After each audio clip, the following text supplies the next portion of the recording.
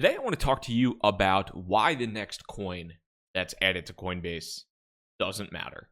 At least in my opinion, it doesn't matter. And I also want to talk just around a lot of the surrounding controversy that's going on with some of the things with Coinbase and specifically Ripple, what just happened with Ripple in the past 24, 48 hours of what went on and how some certain things affected that. And whether you're a Ripple fanboy or you hate Ripple or you're somewhere in between, I think it's important to look at a lot of what's going on with this whole Coinbase rumors and look at every single side of the story. I also want to talk about some new data that came out from Bloomberg, specifically from an equity analyst that talked about how much money these exchanges are actually making. This is an estimate, but Binance and a couple other ones making $3 million per day in exchange trading fees, which is close to $1 billion, upwards of $1 billion per year for many of them.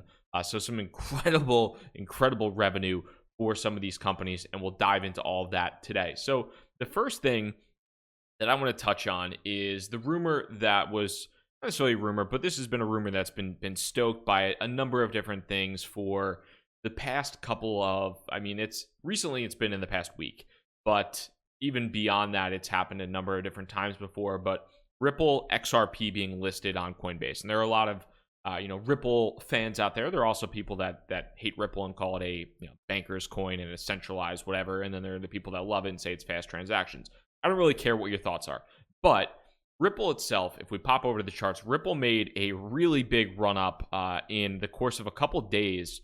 Basically, if we're looking at the bottom of this, over the course of less than a day and a half, really over the course of 36 hours, Ripple went up about 20%. And a lot of that was due to rumors that people were talking about that Ripple was going to be added to Coinbase. And part of this was due to the fact that I believe it was the COO of Coinbase, or a Coinbase employee and an employee, I think it was Brad Garlinghouse, the CEO of Ripple, were scheduled to be on TV together at some point in time. And a lot of people were saying, oh my God, they're going to announce that Ripple is going to be on Coinbase.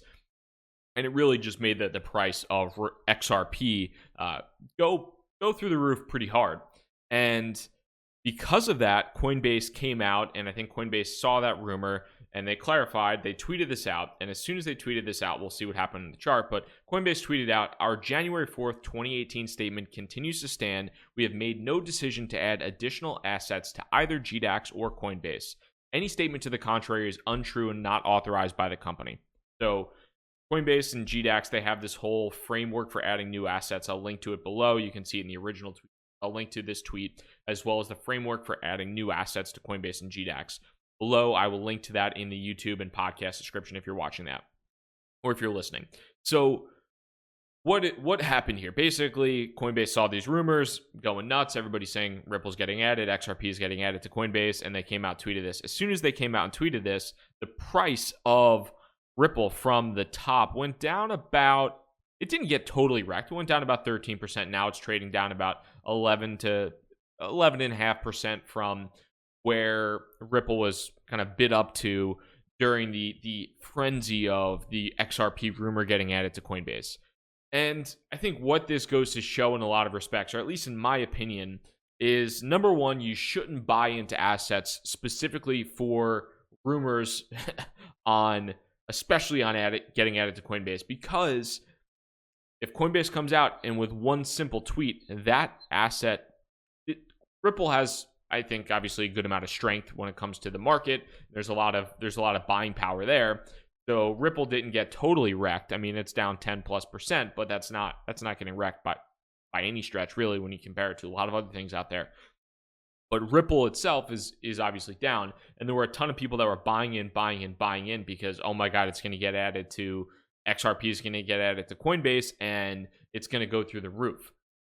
I think that is a silly investment thesis. I don't think that is the smartest thing to do, because you really don't have any control over what gets added, what doesn't get added, and if something else gets added, then your bag is going to be just absolutely cut in half, or not necessarily cut in half, but taken down quite a bit, whereas that will probably pop through the roof. And even if it does, if you go back and you look at BCH, and if we'll pop over to Bitfinex here and see kind of what the deal is with BCH over the past 3 months.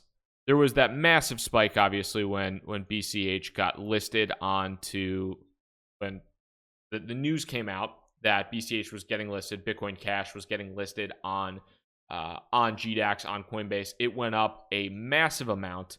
It went up 120% really over the course of a couple days, and then has since, from the high, it's down about 65-70%, along with a lot of the other crypto assets out there. And I don't think that being added to Coinbase, while I do think it's a positive, if XRP gets listed or if any other asset gets listed to Coinbase, I do think that is an overall positive thing for that asset. It's going to add a ton of liquidity. It's going to provide people that maybe aren't as savvy to buy Bitcoin or Ethereum or Litecoin and transfer that over to Binance or some other exchange to buy Ripple or to buy any other asset. It is going to remove a barrier to entry for that. However, if you really, really want to get Ripple, if you really want to get XRP, you're probably going to figure it out. But it will provide an additional amount of liquidity in my mind, and will definitely remove one further step of a barrier to entry. However, it is not going to make or break a cryptocurrency. If XRP gets added, or if any other asset gets added to Coinbase, it's not going to make or break that cryptocurrency. It is a positive in my mind, but it's not going to be the biggest deal in the world. And in that regards, it's silly to simply trade on that investment thesis. I don't think it's the strongest thing to do. And yeah, that's kind of my mind. However, when you look at some of the other some of the other folks out there, at Carpe Noctem on Twitter, who I follow, great follow. I'll put a link to his tweet below, but I would definitely shoot him a follow if you don't already. But his comments are: if you think you can trust what Coinbase says regarding new coins you're being played, does no one remember the Bcash release? They keep denying the XRP additions to avoid more legal entanglements. See the current Bitcoin Cash, Bcash insider trading lawsuit. So there are some questions, and some people are just saying, hey, even though Coinbase has come out and said that Ripple or XRP is not being listed on the platform, they kind of have to legally say that. They're trying to cover their bases because there's a insider trading lawsuit against them right now. And I do think that's a fair point, for sure. I definitely do think that is a fair point. But I still think it goes to show, in my mind at least, that's not my favorite investment trading thesis. Will something be added to Coinbase or not? But there are a lot of other things you can dive into, and like Carpe Noctem said, if you go back and you see what happened with Bitcoin Cash, Coinbase kind of came out and denied some rumors about Bitcoin Cash, or denied rumors about new asset listings, and like a week or two later, boom, Bitcoin Cash on GDAX, and then shortly thereafter on Coinbase. And there was there was a heavy buy-in prior to that announcement, which led a lot of people to think about insider trading, and now a class action lawsuit against insider trading. One kind of side note to that is a lot of people are saying there are two class action lawsuits against Coinbase right now.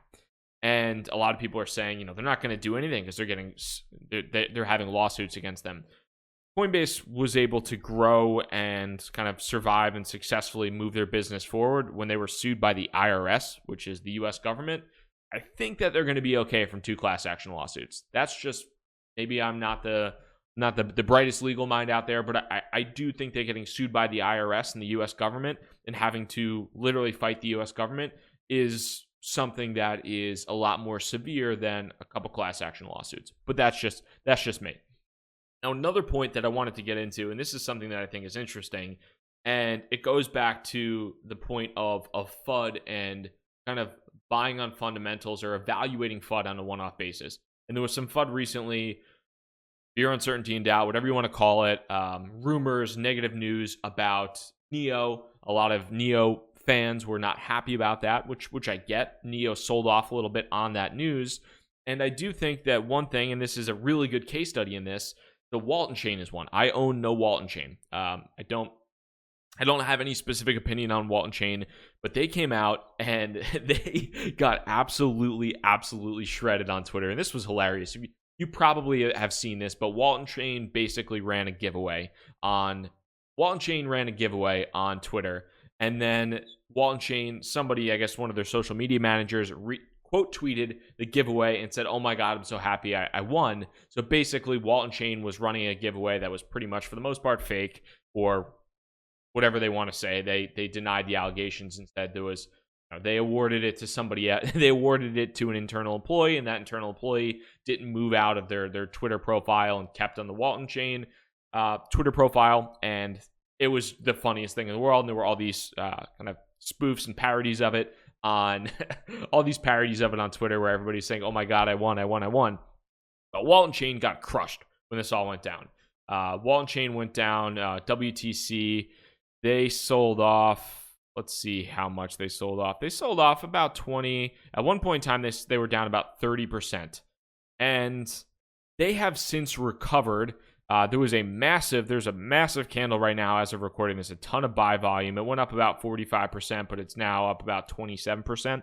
But the one thing that I would say with all of this is that when you look at what happened with Waltconchain, everybody's like, "Yo, this is a scam. This is the worst thing in the world." Like, I thought it was kind of funny. Like, it was so stupid. Like, they had tens of millions of dollars wiped off of their market capitalization because probably some low level employee was just stupid, and they had tens of millions of dollars of money wiped off of their valuation. And if you were really a big fan of Waltconchain, you have to look at that and see, like, does this fundamentally affect what I think about this company or what I think about this token? And if the answer was no, that was a massive buying opportunity. And again, I don't own any Waltconchain. I don't really care. I don't have an opinion one way or another. But if you look at how hard that sold off, like when you think about what all went down, was it really that bad? It was stupid. It was hilarious. But did it make that much of a difference? Not really.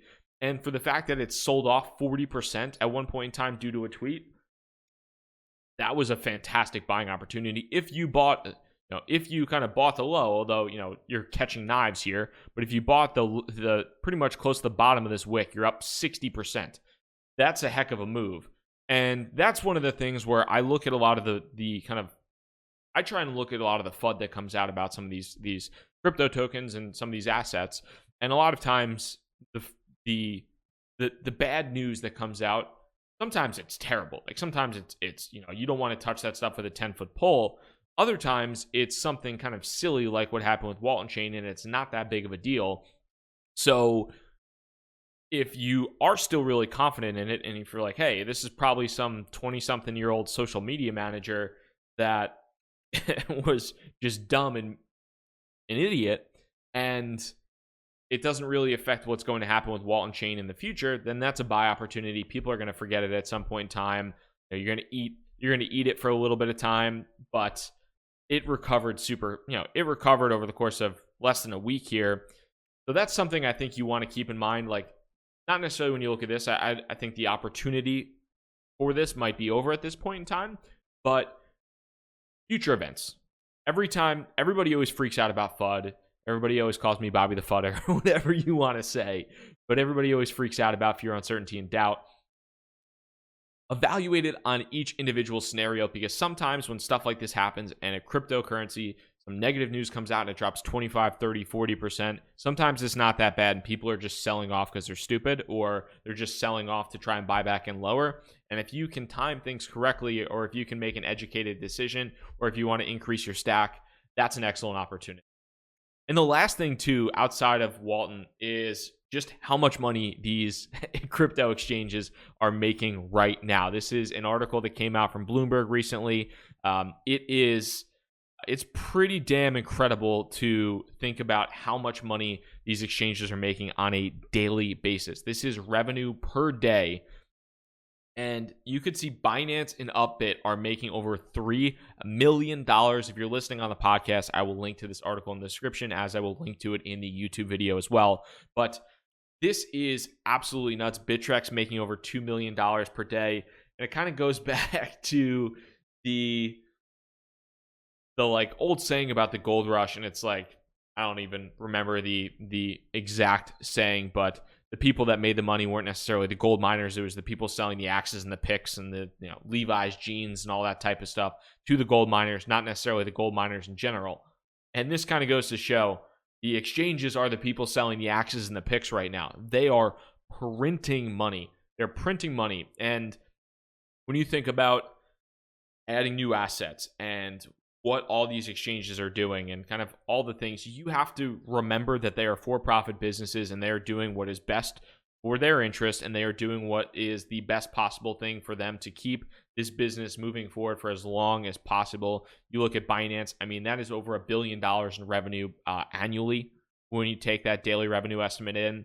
And I would bet if you look back at December with kind of some of the estimates and the trade volume that happened in like December and the whole peak crypto frenzy in December, that was probably more than that right now. So pretty crazy to think about. And I just thought it was something, when you look at how much money that they're making on a daily basis, that is absolutely, it's like a printing press of, it is an absolute printing press of money. So that's pretty damn nuts in my mind. Outside of that, guys, if you are new to the channel, hit that subscribe button, the notify bell, daily videos on the subject of crypto. And if you have been here for a while, hit that like button. If you're on the podcast, would love for you to hit the subscribe button, leave a rating and review if you like it. If you don't, I would really appreciate your feedback one way or another. Thank you so much for your time. Crypto Bobby signing out. Have a good one. Peace.